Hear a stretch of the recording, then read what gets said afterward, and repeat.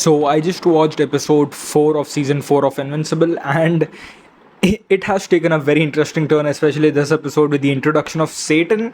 And at first I was like, who is this guy? Like, Satan is just this little, I don't know, 3 feet dude who has like almost no power, but then yeah, we see his enormous form. So that took me by a surprise to introduce like little Satan in a show. And so yeah, that felt something very off-putting. But yeah, we got to know that there are demons in here, and we also got to know the mythology with the Invincible universe. Like, they are currently in like the sixth age, and the demons are from the fifth age. So yeah, it definitely feels like there was a lot of low drop in here. Like, they were letting us know of too many things in here, and there are like these vile that were inhabitants of the world, perhaps in like the third age or something, and there are like beings that were beyond that in like the first age and the second age. Like, those are like certain behemoths and leviathans that we see sometimes appear on land in the previous season. So that was kind of it. And we also see this plot with Damien Darkblood, and his kind of purpose in this universe, it is to kind of keep an eye on the surface dwellers, the humans, to see what they are up to. And by the end of this episode, we literally get Omni-Man and Alan appear right in front of Invincible, and he's like literally shocked to see them, like, what is happening, when he's literally going through too much. And then they just appear out of nowhere, dropping a bomb saying, we just need your help for this war. So yeah, this definitely felt like kind of a lot. And again, this entire fighting sequence, like this, like the most of the episode was in this hell, in this underrealm, with fighting of this volcanica, that to fight this fire spirit off, to for Satan to come to power, they had to defeat her. And so Damien Darkblood summons Invincible. So yeah, so you know, isn't it interesting that on Earth people summon demons by these sigils and whatever, but in hell you summon, you know, almost humans or people from the upper world by sigils and all of that stuff, rituals and all of that. So that was something that was unique.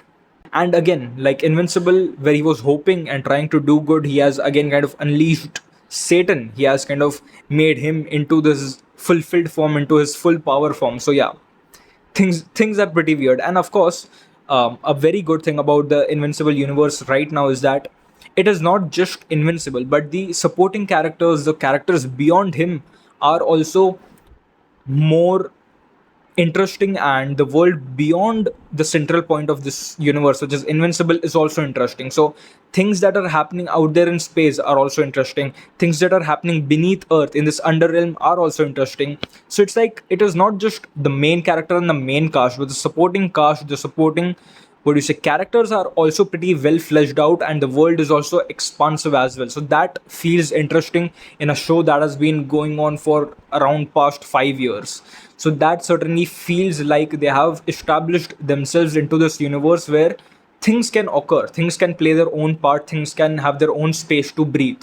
And that feels good for this entire series, this entire establishment of the Invincible universe. So that is something that I like about it. And I do think we will be getting more of Tech Jacket in here. We might even get, what do you say, an introduction to Tech Jacket perhaps in this season. Let's see how it goes. And again, the dynamic between Mark and his family, including Eve, is again that we should definitely look out for, because you see, something happens when he is invincible, and that kind of translates into him being Mark. Like, it is not just that his superhero persona is affected, but also his human form, also his, what do you say, non superhero identity is also kind of affected by it, because it is, because he's the same person. Even if he wears a mask, even if he doesn't, he's still Mark, he's still strong, he's still part Weltermite, and that affects him a lot.